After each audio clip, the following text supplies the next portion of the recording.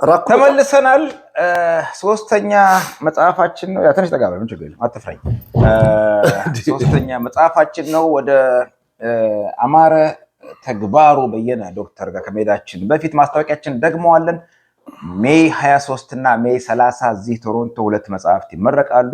ሜይ 23 ያቶ ሰማነህ ጀመረ ነዋሪነታቸው በኦታዋ የሆነ በተለያዩ ሀገሮች በዩኤንስትም የሰሩ ወዳጃችን ናቸው። ድርሳነ ሰማነህ የሚል ግለ ታሪካቸውን ጽፈዋል። የኢትዮጵያ ማህበር 1950 ዳንፎርዝ አቨን ላይ ይመረቃል ቅዳሜ ቀን። በሳምንቱ በ30 ሂሩት ጃዝ ካፌ 2050 ዳንፎርዝ ላይ የዶክተር ያሬድ ወንድምኩን እንዳይላሉ ሜዲካል ስኩል ላይክ ኖ አዘር የጎንደር ዩኒቨርሲቲ ሕክምና ሜዲካል ስኩል ተማሪ ነው። አሜሪካ ነው ወጣት ፎር ሳም ሪዝን ወጣት ጎንደር ዩኒቨርሲቲ ኮሌጅ ሜዲካል ኮሌጅ እንኳን ዩኒቨርሲቲ ኮሌጅ የእሳቸው መጽሐፍ ነው። ሬድሲ ፕሬስ ነው ያሳተመው። ሊያሳተመው በድጋሚ ሪሊ አቶ ካሳሁን ቸኮል የሬድሲ ፕሬስ እና የአፍሪካ ወርልድ ፕሬስ ባለቤትና ኃላፊን ላመሰግን ፈልጋለሁ። ይሄ መጽሐፍ እንደወጣ ነበር የላኩልኝ። እሳቸው ጋር ሳልሄድ አዲስ ፐብሊኬሽን ሲወጣ ይልኩልኛል። ጥሩ መጽሐፍ ነው። እኔ ደግሞ ልክ ጥበብ ጋር ጠዋት ሁሌ ወክ እናደርጋለን ወደ ኦፊስ እና ሲነግራኝ ፍላየር ይሰጠኝ እንዴ አይ ቲንክ ይሄ መጽሐፍ አስቀድሞ ኮፒ በ30 ከሆነ ይላኩልና 1-3-4 ኮፒ ኤልያስ ያንብበውና ሪቪው አድርገው እንደም ያልኩት ነበር። እኔ ደግሞ ልክ ይገርማል እንዳያንተናቼ ዛሬ ጠዋት አቶ ካሳሁን ኢሜል አደረጉልኝ። እና ዶክተር ያሬድ ወደ ቶሮንቶ ይመጣሉ እና ቢፎር ይሻላል ዲዩሪንግ ይሻላል አፍተር ይሻላል ኢንተርቪው ነበር ሲሉኝ ኢሜሉ መለስኩላቸው። ቢፎር ዘ ኢንተርቪው እዚህ የሚመጡ ከሆነ ቢፎር ዘ ሎንቺንግ ኢንተርቪው ብናደርግ አርቲስት ቲቪ ላይ ሊሰሙት ይችላሉ። የሰሙ ሰዎችም ለጥያቄ የሚሆን ዩዛሊ መጽሐፉ ሳይመጣ ሰዎች እየደረሱ እዚህ ሳይነበብ የአንድ ሰውና የሁለት ሰው ብቻ ነገር እንዳይሆን ማለት ነው። ትክክል ነው። ሶ ዱ ዩ ቲንክ በአንድ ሲቲንግ ጨርሰዋል? ጀምረውና እስከቻለው ሄደን እንመለስበታለን። አማረ ምግባሩ ዶክተር አማረ ተግባሩ በየነ በኢትዮጵያ ተማሪዎች እንቅስቃሴ ውስጥ ጉልህ አስተዋጽኦ የነበራቸው የአዲስ አበባ ዩኒቨርሲቲ ተማሪዎች ማህበርም ተመራጭ የነበሩ በዋና ጸሐፊነት ያገለገሉ በፖለቲካው የነጌታቸው ማሩ ከያፓው ጋራ ቅርብ የነበሩ ኮንቴምፖራሪስ ናቸው። አብረው አንድ ሰፈር ነው ተወልደው ያደጉት። ወደ ፈረንሳይ ሀገር ሲሄድ እንዲያውም ጸጋዬ ገብረመድህንና ነጌታቸው መጥተው ገንዘብ ይሰጡታል ለዶክተር አማረ ተግባሩ እና ዶክተር አማረ ተግባሩ ወደ ቻይናም ወደ ሌላም ቦታ ሄደው የትጥቅ ትግል ለማድረግ እና ሲመጣን ኃይሌ ፊዳን ዶክተር ነገደ ጎበዜን ያገኝና ምንድነው እንደዚህ አይነት ጠመንጃ ነካሽ የምትሆን የምን ፎኮይስት መሆኑ ለሱ አያስፈልግም ተብሎ ኪድናፕ ሆኖ ወደ ሌላ የተመለሱ ከኃይሌ ፊዳ ጋራ አብረው ይኖሩ የነበሩ ናቸው። 3 መጽሐፎች ጽፈዋል። ኃይሌ ፊዳና ይሄንን እነዚህ 4 መጽሐፎች የላይኛው መሳቸው ነው። ፎረስት ፋርመርስ ኤንድ ዘ ስቴት Environment and Resistance in Northeast Thailand 1997 ኢትዮጵያን ካሌንደር በ2005 ማለት ነው መጽሐፍ። ኃይሌ ፊዳና የግሌ ትዝታ በ2010 ዓ.ም የአንዲት ምድር ልጆች ቅጽ 1 እና 2 በ2011 ዓ.ም አከታተሉ ነው ባክ። አድዋ ከዋዜማሽ እስከ ድል ቀንሽ 2012 ዓ.ም ፀሐዩ እንቆስላሴ ጸረ ፋሽስት አርበኛና የሀገር ባለውለታ የእናታቸው አጎት ናቸው። ደጃዝማች ፀሐዩ እንቆስላሴ ወሎ ያስተዳድር ነበር። አይ ወሎ አልነበረም። የጅማ የከፋ አስተዳዳሪ ነበሩ በአብዮቱ ጊዜ። ብሪፍሊ ቢሆን ወሎ አልነበሩም። የረሃቡ ጊዜ ደጃዝማች ሰለሞን አብርሃና ደጃዝማች ለገሰ በዙ ነበሩ። እንዲያውም አንድ ቦታ ስነጋገር ደጃዝማች ሰለሞን አብርሃ ማለት የኢሳያስ አፈወርቂ አጎት ናቸው እና ቀዳማዊ ኃይለ ሥላሴ ወሎ ሊጎበኙ ሲመጡ ለምለም ቄጤማ ከሌላ ቦታ መጥቶ ተርከፍክፎ ነበር የተቀበሏቸው እና ያኔ ረሃብ እንደሌለ ተዘግቶ በኋላ ግን የነበሩት ደጃዝማች ለገሰ በዙ ይባሉ ነበር አስተዳዳሪው። የእናታቸው አጎት ናቸው ደጃዝማች ፀሐዩ እንቆስላሴ ለሳቸው። እና የዝምድና ባያዝ ይኖራል ማለት ነው። አለ ብለን ባንገምትም አይጠፋ ይሆናል ብለን ልናስበው እንችላለን። ምክንያቱም ከተነሱበት አኳያ መጽሐፉንም ሲጽፉት እሱንም ልናየው እንችላለን። አለ መጽሐፉ ለነገሩ አርበኝነታቸውን ነው የአርበኝነት ታሪካቸውን ወርቁ እንቆስላሴ ማን እንቆስላሴ ዘንቆስላሴ እንቆስላሴ ፋሚሊ ነበሩ። በእርግጥ ያኔ እንግዲህ ከነሱ ውጭ አንዳንድ ፖለቲከኞች እንዲያውም አከረው አማራ የገዢ መደብ ይሉታል እንጂ የተዋጋው ነው ያኔ በአርበኝነት ተዋግቶ ደሙን ያፈሰሰ አጥንቱን የከሰከሰ በጣም ልክ ነው። እና ለውዲቷ ኢትዮጵያ እናት ሀገሬ ብሎ ደረቱን ለጦር ግንባሩን ለአረር እግሩን ለጠጠር የሰጠ እንደ ላም ታርደው እንደ ሽንኩርት ተቀርድደው አራሽና አራሽ ተኳሽ ቀዳሽ ለእንደዚህ የደረሰበት ነው። ጋሽ አማረ ነው ምለው አንድ ቀን ሳወራው ጋሽ አማረ ነው ያልኩት እና በጣም ጥሩ ነገር ነው የጻፈው። ሌላው ደስ ያለኝ የመጽሐፉ ነገር በጥሩ ቦልድ ላርጅ ኤዲሽን ነው። ይሄንን ታሪክ ሊያነቡ የሚችሉት ኦፍ ኮርስ እና በጣም ኢንትረስቲንግ የሆነ አትሙት ያለው ልጅ በሚል ይጀምራል። በሰፊ ቤተሰብ ውስጥ ያደጉበት ሁኔታ የአባታቸውና የእናታቸው ኤክስትሪምሊ የተለያየ ባህሪ። እናትየው የሚፈልጉትን ሰው ነው ያገቡት። ራስ ፊታውራሪ ምናምን ደጃዝማች ሽምግልና ሲልክ እንዲያገቡ ኖ እና ኩኒ ነው የሚሏቸው ደጃዝማች ፀሐዩ ይወዷቸዋል። ከሳቸው ጋር ሲነጋገሩ የምፈልገውን ማገባው ብለው ተግባሩ በየነ የሚባል ከጎጃም የመጡን አንድ ሊቅ ሰው ነው ያገቧቸው። በዛ ዘመን ከፊውዳል ፋሚሊ ሆነ በዚህ ሬዚስተንስ በዚህ ዲፊያንስ ይሄን በጣም በመከላከል ላቋማቸው በመሆን የቀረቡበት ነው።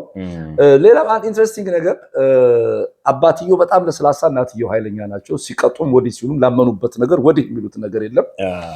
የብዙነሽ በቀለ ጋር ያጎት ልጅ ናቸው። ወንድሙ በቀለና ብዙነሽ በቀለ እነ ዶክተር አማሩ ተግባሩ ቤት ይመጣሉ። ያው ብዙዬ በብዙዎች የምትመውት ጻሃን እሳቸው ጋር ይመጡና አንድ ቀን ይጣሉና ብዙዬ ከቤታችን ቀረች ይላሉና አጎቴን የሚሏቸው እና በአጎቴ ቤት አንቺን ማን ነው እንደዚህ ከለከለሽ ብለው እናትየውን ተናግሮ በዛ ተቀያይመው ቀሩ ይላል። እናትየው በጣም ዲተርሚንድ ናቸው። አዋላጅ ነበሩ ራስ ደስታ ሆስፒታል። ልጅየው በጣም የሚገርም የእውነት አትሙት ያላቸው ሰው ናቸው። ምክንያቱም ይኸውልህ ዶክተር አማረ ተግባሩ ክርስትና ሲነሱ በቄሱና በክርስትና አንሹ መካከል ተቀባይ በክርስትና አባታቸው መካከል ሲከባበሉ ወደቁ። በ40 ቀናቸው ማለት ነው። ወንድ ልጅ ክርስትና የሚነሳው በ40 ቀን ነው እና በዚህ በ40 ቀን ይዘው ከዛ በኋላ በጣም ብዙ እንዴት የትራዲሽናል ኢትዮጵያ ጸበሉ፣ እምነቱ፣ ክታቡ ቬሪ ኦነስት ነው። ለማይሶን ሰዎች ያው እንዲ ቡርንን ያለና ሸውራራ አመለካከት ነበር። ባዮግራፊያቸውን አውቶባዮግራፊያቸውን ግን ሲጽፉ በእውነት አይ ሳሉት ዶክተር አማረ ተግባሩ ያቀረቡት ቬሪ ኦነስት ሆኖ የልጅነት ታሪካቸው እንዴት እንደቀረቡ ጠቅላላ በቃ ስተኛ ክታብ በክታብ ተደርጎ እየተጻፈልኝ በቃ አርበኛ መጣ ደብተራ መጣ ወዲ ተብሎ በጣም ብዙ ያደረጉት ልጆች ቡሊ ያደረጓቸው ያበሸቋቸው ጥለው መተው ትራስኪያቸው ስቁጭ አድርገው በቃ እስከ መጨረሻው የሄዱት ነገር እናትየዋ ህልም ያሉ ቀለበት የተሰንጥቆ ሲገጥማየውና በቃ ልጅሽ ይሞታል ሌላ ተወልጃለሽ ምን ችግር አለ ይሞታ ነገር ይላሉ እናትየውና ባላቸው ማለት ነው የዶክተር አቶ ተግባሩ በየነ ይሄን ሁሉ ሬዚስት አድርገው የማዘር ፊሊንግ የለም የሚነግራቸው ገት ፊሊንጋቸው ይሄን ሁሉ ሬዚስት አድርገው ተቀበለው የደከሙባቸው ነው። ከዛ በፊት ልጆች ሞተዋል ትልቅ ናቸው እና ይሄንን ነገር በሙሉ ኦነስት አድርገው በተራ አማርኛና በብዙ በሰፊው ህዝብ ቋንቋ የቤት ገበና በሚመስል መንገድ ሁሉ ቀን የኢትዮጵያ አውቶባዮግራፊ ጽሁፎች በሙሉ እውነት ይጣፋባቸዋል። አሁን ለምሳሌ ቅድም ያቶ ቡልቻን ስንመለከት ያየነው ልክ ያቶ ቡልቻን ስትመለከት በጊዜው የነበረውን ነገር አላቀረቡትም። ያንን ጊዜ ትዝታ በአሁን ዘመን ፖለቲካ ካይንተው ነው ኢንተርፕሬት አረጋቸው። ኢንፊኔ በኦሮሞ እንደዚህ መጥቷል የሚሉ ነገሮች በተለይ እነሱ ቃላት ላይ በጣም በጭራሽ በቃ ታይዋለህ። በቃ ጠቅላላ በቃ ኢንፊኔ ፍሮም ዘ ፔጅ 1 ጀምረህ በተጠቀሰው ነገር ዶክተር አማረ ተግባሩ እንደ አንድ የአዲስ አበባ ልጅ ነገሩን ሲያቀርበው የነበረበትን ዘመን ከ60 ዓመት በፊት የነበረበት ቦታ ጋር ሄዶ ማህበራዊ ህይወቱ ምን ይመስል እንደነበር እንግዲህ ከነ ጸጋይ ጋራ ማን ከነጌታቸው ጋር አብሮ ሄደበትን ያካሄደውን ነገር ስታየው ጎበዝ ተማሪ ነበር። ዩኒቨርሲቲ ገብቶ ያደረገውን ተሳትፎ ነው። ሌላ በጣም ኢምፕሬስ ያደረገኝ ነገር ከዚህ መጽሐፍ ላይ አባቱ አቶ ተግባሩ በየነ የብርሃኑ ድንቄ ወዳጅ ነበር። አሜሪካን ለመጀመሪያ ከቀዳማዊ ኃይለ ሥላሴ አውቀን ነው አይስታንድ አሎን የሚለው እና እሳቸውን ስትመለከት በጣም በሚገርም ደረጃ አብረው እሳቸው ጋር እያሉ ስለ ፖለቲካ ክርክር ሁሉ ሲመጣ እናትየዋ ግድ የላቸውም ሲታሰብ፣ እሳቸው ግን አባትየው ይሄን ያነቁ ነበር። ምክንያቱም ከእሳቸው ጋር አብረው ሰርተው ከነሱ ጋር በመስራቴ ያገኘው ትልቅ ነገር ነው ብለው ያምኑ ነበር። በኋላ አምባሳደር ብርሃኑ ድንቄ ወደ አገር ውስጥ ለውጥ የሚመስል ነገር ሲመጣ ወረቀት በድብቅ እየተላከ እኚህ ሰው ይሄንን የቀዳማዊ ኃይለ ሥላሴ መንግስት ላይ ፖለቲካዊ ተሳትፎ ያደርጉ እንደነበር ስገምት በጣም ነው የገረመኝ። ምክንያቱም የዛን ጊዜ የማታስበው ነገር ነበር እና እኚህ አባታቸውን የገለጹበት እናታቸውን የገለጹበት መንገድ በጣም ትልቅ ነገር ነው። ፖለቲካል ባክግራውንዳቸው ከዛ ጀምሮ አየኝ መጀመሪያ he was originally under the influence of ኢህአፓ ነበሩ። እስኪወጡ ድረስ ፈረንሳይ ደርሰው በነ ኃይሌ ፊዳና በነ ዶክተር ነገደ ጎበዜ ሲያዙ መኢሶናዊ ካንሰር ሳይጠናወታቸው ብዬ ባቀርብ ምን አለበት? አዎ ሌላ በካንሰር በበሽታ ከገለጽ ነው ኢህአፓ ነው አክቹአሊ የበለጠ ግን እንደሱ አይነት አንግባ ሶስት ባንገባ ይሻላል። ግለጸው አይ እውነቴን ነው። ለምክንያት ምን ሳይ ወደሱ እነሱ ግለጽ ካልክ ኢህአፓ ሞር በጣም ግን ይቅርብን እንደሱ አንብል ብዙ የሞቱ ለዛ ኮዝ የሞቱ አንተ 6 ዓመት ታስረተገ ቶርቸር ስለ ቶርቸር የነገርከኝ ነገር ትዝ ይላል።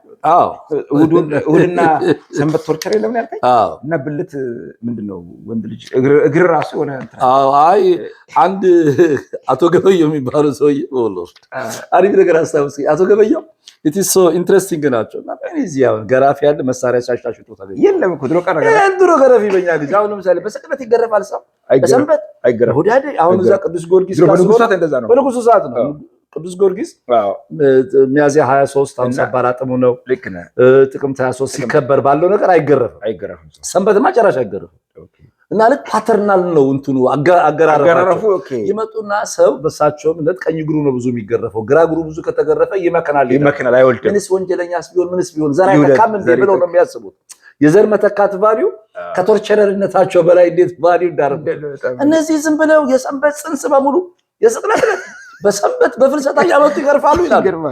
የሰንበት ጽንስ እንግዲህ ገምተው ደርግ ነው። ምክንያቱም እነዚህ ሰዎች ወልድ ክርስቲያን የኦርቶዶክስ ባክግራውንድ ያላቸው በባህል ውስጥ ያሉ በዛ ላይ ኮንሳ አባት አላቸው እነሱ እንግዲህ ትገርፋሉ እንደሆነ የምትገርፈው ስራም ቢሆንብህ እንግዲህ እነዚህን አበት የግዝት በዓላት የለም ስራ እንደማሰራባቸው በዓላት ስራ እንደማሰራባቸው በዓላት ስለዚህ አትግረፍበት ነው እሱ ያነሳውብህ ብዙ ስቃይ አሳልፈሃል አንተ። አዎ አይ እኔ አክቹአሊ ለምን መሰለ አሁን ድም ብሎ እንደዚህ አንግባ ማለት የዶክተር አማረ ተግባሩ የመጀመሪያ ታሪኩ በጣም ፋሲኔትድ ስለሆነ በጣም ኦነስት ሆኖ ነው ይጻፍ። እየታገሰናቸው የአዲስ አበባ ልጅ ናቸው። አዲስ አበባ ነው በቃ ራስ ደስታ አካባቢ ነው የተወለዱት። እናትየው አንድ ጀርመን እዛ አዋላጅ ነበሩና በቃ ወስጄ ላሳድገው ሲሉ እምቢ ብለው ሁሉ የለም ብዙ ከፍለውባቸዋል። ከእናታቸው ጋር ያለው አታችመንት በሚገርም ደረጃ ነውና የሚያሳዝን ሁሉ ግጥም ገጥመዋል። አባትየው ፈረንሳይኛ ያውቃሉ፣ ጎበዝ ጥሩ እጅ ጽሑፍ የነበራቸው ናቸው። ተመርጠው ነው ያገቡት። በዛን ጊዜ ደጃዝማች ፀሐዩም የሳቸውን ቃል መስማታቸው እናትየውም ይሄንን መስመር በትክክል ጠብቀው ማድረጋቸው በጣም ያስገርም ነገር ነው። ደስ ብሎኛል። አክቹአሊ ላከብራቸው ፈልጋለሁ። ቅድም ካመለጠኝ መኢሶናዊ ካንሰር የሚለው አንዳንድ ጊዜ በእንትን ያልፋል። it's okay understandable። አዎ ሁለተኛ the good thing ሰው ያውቃል በያዘህን ስለዚህ ችግር የለም። እኔም ደግሞ አልተውህም አይ ለምን መሰለ የኃይሌ ፊዳን መጽሐፍ ሲጽፉ ይሄ የራይተርስ እንት ላይሰንስ አላቸው። መሰረታቸው እውነተኝነት ነው። አሁን ያየሁት ኤክሰፕት በጣም የተወሰኑ ነገር የኃይሌ ፊዳ ጉዳይ እንጂ በታሪካቸው ላይ በጣም ኦነስት ናቸው። አሳዩን ዘመኑን ደግሞ ሁለቱን በተርታ ማንበቤ ከአቶ ቡልቻ ጋራ ንጽጽሩ ወደ ሌላ አቅጣጫ ወሰደኝ። ኦነስት ሆነው የሳቸውን ዘመን አዲስ አበባ ሰናድር ሰፈር የሚባላል ወደዚህ ወደ ሳምባ ነቀርሳ ከደጃዝማች ገረሱ ዲክ ቤት ጎን ያለ እሱን አካባቢ የራስ ደስታ ሰፈር አካባቢ ያለውን የወጣትነት እድገታቸውን ትምርታቸውን አብረው ሲማሩ የነበሩትን ነገር በሙሉ ዘመኑን አሳይተውናል።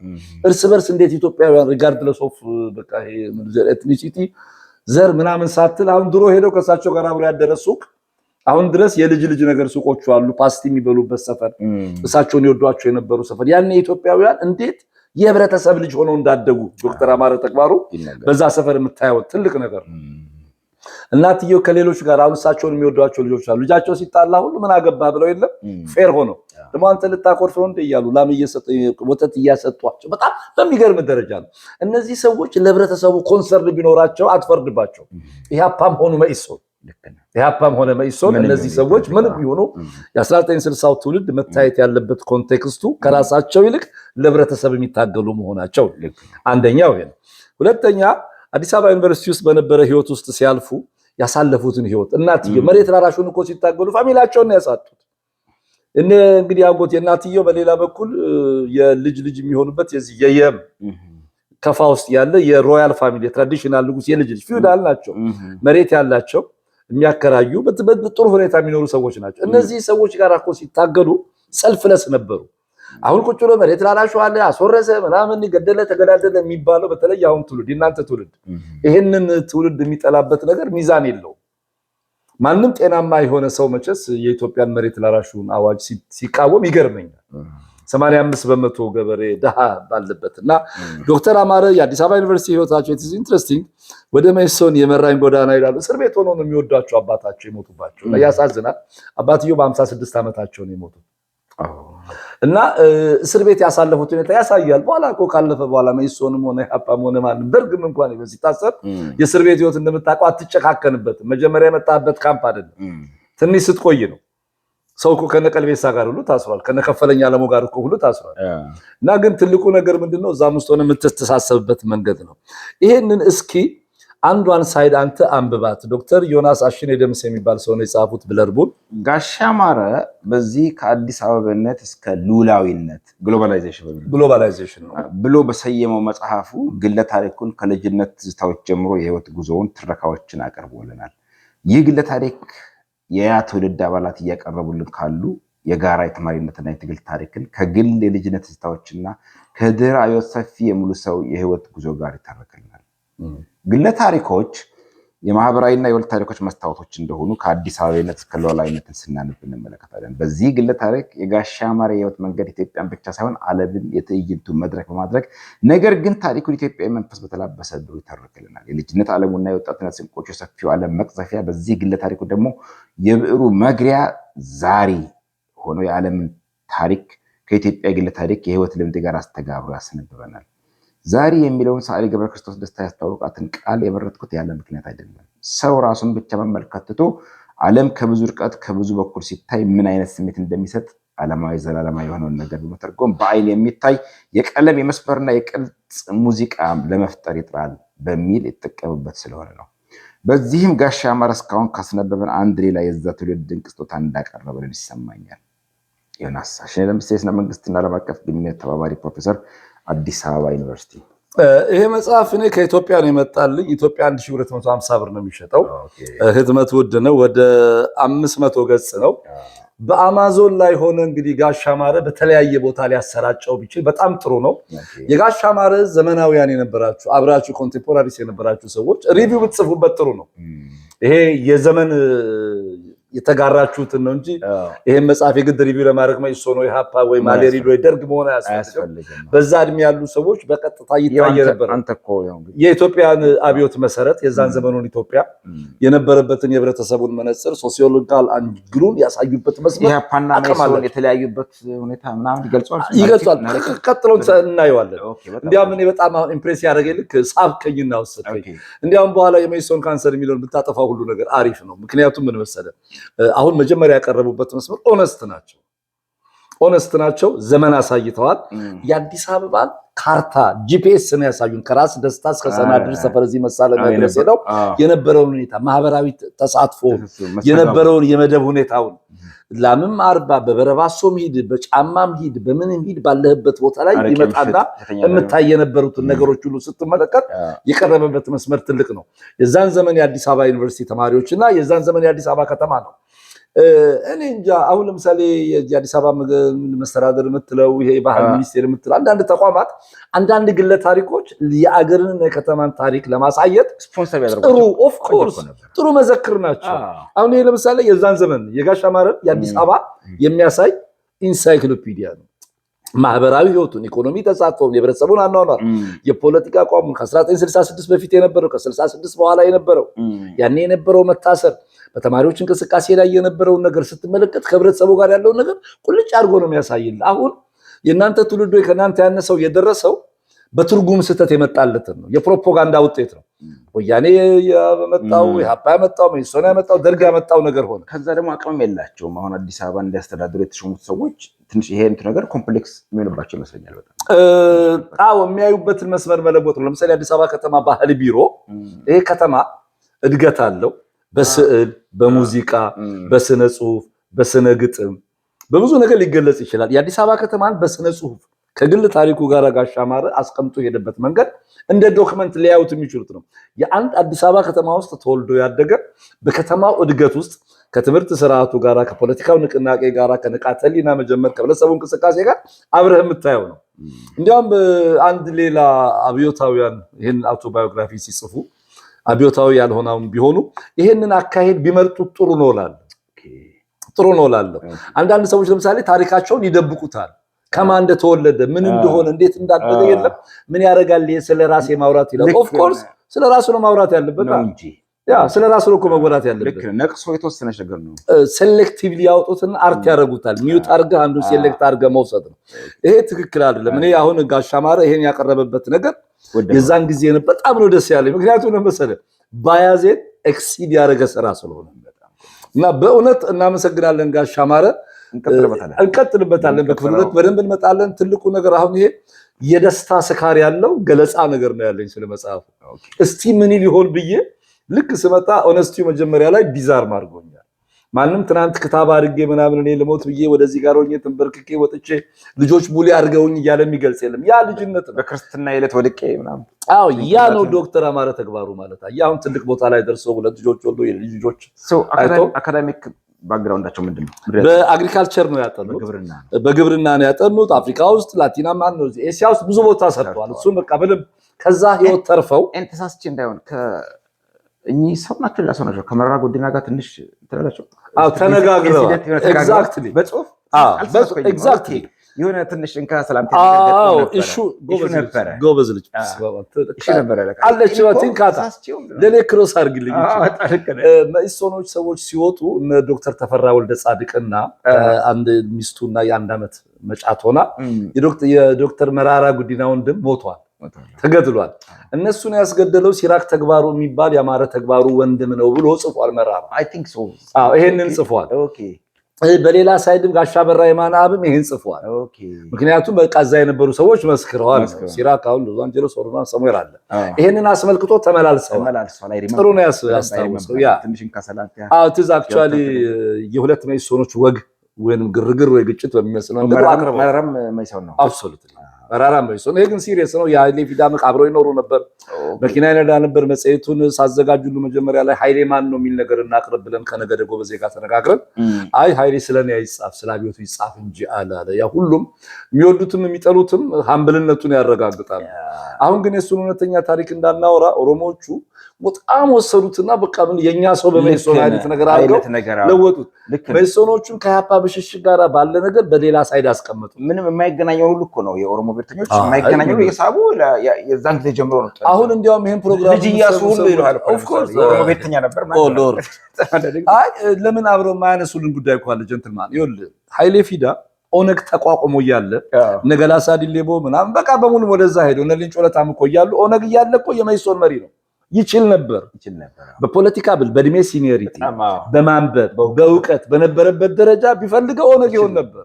በጭራሽ ሰውየው አይዲዮሎጂካል ኦሪየንቴሽን ያለው ሰው ገብቶታል። ሶሻሊስት ነው ማለት ኦሮሞ ከኢትዮጵያ ውጪ ምንም አይደለም። መጀመሪያ የብሔር ጭቆና እሱ እኮ ያደገው ወለጋ ነው። ወለጋ እኮ ያደገው እኮ የኦሮሞ ባላባት እኮ ነው ገዢ የነበረው። ቤንሻንጉሎቹን የጨፈጨፈው ወርቃቸውን የዘረፈው ማለት ያደረገ የነበረው እኮ የወለጋ ማን ሄደበት? አንዱ ይሄ ነው። ሁለተኛ ኦሮሞ ወንድሞቻችን ለአይነሱ የሚፈልጉት እኮ ይሻላል። የየጁ ኦሮሞ ጎንደርን አመታት የገዛው የየጁ እስላም ኦሮሞ ነራስ አሊናስ እንዴ የቴጌቷ በችን አባት ያጨ ቴዎድሮስ አማቾች እኮ የየጁ ኦሮሞዎች ናቸው። እንግዲህ በሁለት አቅጣጫ ማለት ነው። ሙስሊም ኢትዮጵያ ውስጥ ወንበር ላይ አልነበረም ትላለህ ነበሩ። የገዙት ግን ወደ 100 ዓመት በዘመነ መሳፍንት ኦፍ ኮርስ ከዛ በኋላ አመታት ያጼ ፋሲል ያጼ በሙሉ ነገርና በካፋ ኦሮሞዎች እኮ ናቸው። እንደ ባላንስ መቀመጥ ነበረበት። አሁን አዛዥ ጢኖ ስታይ አጭሩ ሰውዬ ምናምን በቃ ዛፈ ጉባኤ ዋና አጋፋሪ የነበሩት ኦሮሞ ናቸው። ጢኖ ኦሮሞኛ ትንሽ ማለት ነው። ትንሽ ማለት አጭር ስለነበሩ ነው። ያው ዱዋርፍ የሚል ቃል ስለማይጠቀሙ ማለት ነው። ድንቅ ነገር ስለሌለ ነውና አብረው ሲገዟቸው ያለበት ነገር ነውና ያሻማረ እንቀጥላለን። ግን እንደው ይሄን መልእክት ከሰማኸውና ካየኸው መጽሐፉን ወደ አማዞን ወይ ወደ ሌላ ቦታ እንዲሰራጭ ከኢትዮጵያ ውጭ ታደርገው ጥሩ ነው። 30 ፓውንድ ይላል። የት ሀገር ዋጋ እንደሆነ እንግሊዝ ሀገር ይሸጥ እንደሆነ አላውቅም። ብዙ ጊዜ ኢትዮጵያ በነገር ካነሳው ያቀር መጽሐፍ እንትዝ ላይ 200 ብር ኢትዮጵያ ይሉና ከዛ 30 ዝም ብለው ራንደምሊ $20 $30 ሲመነዘር እኮ በብር የትናየት ነው እንዴ። ኖርማሊ ለምሳሌ እዚህ ሀገር እኮ የነ ጆሴፍ ስቲልጊዝ መጽሐፍ የነ ፋሪድ ዘካሪያ የነ ዳምቢሳ ሞዮ ምናምን 20 ብር እኮ ነው የምትገዛው። 15 ብር 7 ብር ዩዝድ ኮድ ሃርድ ከቨር 25 ብር እንደኛ ጋማ በጣም አንድ ብር 50 ሳንቲም ምናምን። በነገራችን ላይ የላይብራሪ ስቲል የቶሮንቶ ላይብራሪ ሐሙስ ቮለንቲር ያደርጋል ኤሪያስ ለአመታት ነው። ኤንድ ሴል ሲወጣ መጽሐፍት አንዳንድ ሁሉ ጊዜ ይነግረኛል፣ ያመጣልኛል አንድ 10ሩን መርጦ እንደ ላመሰግነው ወዳለውኝ። ይልቅ ተከታዮች ሰዎች ብትይዙት ቆንጆ ነው። ጥሩ ነው መጽሐፍ እናመጣለን። አሁን እንግዲህ የጀንትልማን ቢሮ እንዲህ ከሆነ እነዚህ ሊደረደሩባቸው የሚገባ ነገር ሁሉ ቀን ስታወራ ማያዚናን ትጠቅሳታለህ ትለኛለህ። ስለ አዲስ አበባ ነገር ልክ እንዲህ ስናወራ ፖለቲካ ላይ አንድ የሚገርም ኢምፕሬሽን አለኝ ስሰማት ማለት ነው። እስቲ ሰው ሆነን እናውራው የምትለው ነገር አለ። ኦኬ ይሄ ሃይማኖቱን እኔ እፈራለሁ። ለምሳሌ ሰው ሆነን እናውራው ስለ ሃይማኖት ስታነሳ እኔ እፈራለሁ፣ ደፍሬ አልነጋገርም። እና አንድ የወደድኩት ኳሊቲ እስቲ ሰው ሆነን እናውራው ነው። ብዙ ጊዜ ብሔርተኛ ሆነን ስናወራው ሌላ ነው። አፍቃሪ ባል፣ ሚስት፣ ጓደኛ፣ ዘመድ ሆነ ኢንቴንሽናሊ ማለት ነው እንጂ ዞሮ ዞሮ አንወጣም ከቋንቋችን ከድገታችን ከባህላችን ከመታችን አንወጣም። ዞሮ ዞሮ ግን ሰው ኢንቴንሽናሊ ነገሮችን በዛ መቃኘት ትተን ማለት ነው። ለምሳሌ ፖለቲከኛ ሆነ ስታወራ ጨቋኝና ተጨቋኝ ብለህ ታወራለህ። ሰው ሆነ ግን ስታወራ ኢትዮጵያ ውስጥ 85 ብሔረሰቦች አሉ። ሁሌ ከእሷ ጋር በዚህ አርጊው እናደርጋለን። ወሬው የሚወራው አማራ፣ ትግሬና ኦሮሞ ላይ ነው። ሊቀሩትስ ልክ ነው እኮ አሁን አንዳንዴ የቀሩት ሴት አሉ። ሰው ሆነን ስናወራ እነሱን ማሰማ እኔ ለዛ ነው ብዙ ጊዜ እንደ ጠበቃ ከህግ አንፃር የህግ ባለሙያ ሲሉ አይ ዶንት ላይክ ዳት because the moment የህግ ባለሙያ ኤግዛክትሊ መጠቀም አለብኝ because የህግ ምክር ሊመስል ይችላልና መሰሳት አልፈልግም። ኦኬ ስለዚህ ኖ ፕሮፌሽናል ስለሆነ እንደ ሰው ነው። ኤግዛክትሊ ለዚህ ነው ትናንት ከልደቱ ጋር በተያያዘ ስታነሳልኝ አየህ ወዲያው መጠቀቅ ጀመርኩኝ። እንደ ጠበቃም ጭምር ነው የተከራከርኩ እና አይኖ ሳትንግጣ ኢትስ ኦኬ እናነሳዋለን። በሚቀጥለው መጽሐፍ እናነሳዋለን። ምን ልልህ መሰለህ ልክ አሁን ከሷ ጋር ማያዝ ነው ሺስ አክቹአሊ አልኳል። ቶሮንቶ ያለች ብሪሊየንት ልጅ ሰው ሆኖ ስታወራ አትከራከርም። ኦሮሞ ስትሆን ሳይድ ይዛል፣ ትግሬ ስትሆን ሰው ይዛል፣ ኦርቶዶክስ ስትሆን ጴንጤ ስትሆን ሙስሊም ስትሆን ሳይድ ይዛል። እና ሰው ሆነ ግን ስታወራ እነዚህ ነገሮች በቀጣይ ያሉ ነገሮች ናቸው እንደማለት ነው። አይ ሆፕ በዚህ መጽሐፍ የመጀመሪያ ክፍል ቅኝት እንደተደሰታችሁ ተስፋ አደርጋለሁ። በሚቀጥለው ሳምንት ደግሞ የበለጠ ኢንዴፕት በጣም በቃ ዛሬ ላይ እንሄድንበት ሃይላይት አድርጌ ነገር መጥቼ ኤግዛክትሊ እንቃኘዋለን። ዝግጅታችንን ከወደዳችሁ ሼር አድርጉት፣ ላይክ አድርጉት፣ ሰብስክራይብ አድርጉ፣ ፎሎ አድርጉን። ቂርቆስ ክሮኒክል ነው። ቂርቆስ ክሮኒክል ኤልያስ፣ እኔ ደግሞ ያው ልጅ ተክሌ ነኝ። መጽሐፍ ከጠቆማችሁንም ኢትስ ኦኬ ቆንጆ ነው፣ ጠቁሙን። እንዲቃኙላችሁ እንዲዳሰሱ የምትፈልጉ ሞስት ላይክሊ ኤልያስ አንብቧቸዋል። ኤንድ እኔ ንባብ ላይ ያው ጊዜውም የለም ደከምላለሁ። ትንሽ ከስር ሆኜ ማናበብ ነው የኔ ስራዬ። በያላችሁበት እንደው ክብሩን አመሰግናለሁ። ደረጀ ባሪያ ጓደኛዬን አመሰግናለሁ።